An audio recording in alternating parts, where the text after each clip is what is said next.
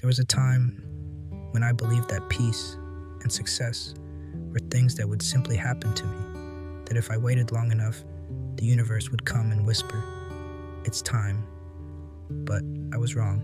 What I've come to understand, after years of silence, service, and solitude, is this: nothing changes until you do.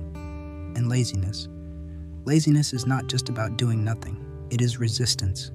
Resistance to discomfort. Resistance to growth. Resistance to life itself.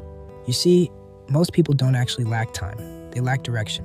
Because when you don't know where you're going, every path feels exhausting. When I first entered the ashram, the days began before the sun.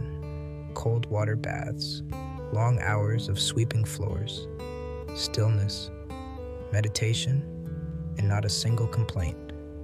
Not because it was easy, but because every moment had meaning. Discipline wasn't punishment, it was love. Love for the future self we were building in silence. And that's the secret. Laziness disappears when life becomes meaningful. You don't have to fight your laziness, you have to outgrow it. So ask yourself, what are you avoiding by being idle? Whose dreams are you delaying with every hour wasted? And what kind of peace are you postponing simply because it requires effort today? Let me tell you about a young man who once came to our ashram. He wanted to become a writer, but said he had no motivation. He would scroll endlessly, waiting for inspiration. One day, the head monk gave him a broom and said, "Sweep for 30 minutes every morning, then write for 30 minutes. He protested. "What does sweeping have to do with writing?" The monk smiled.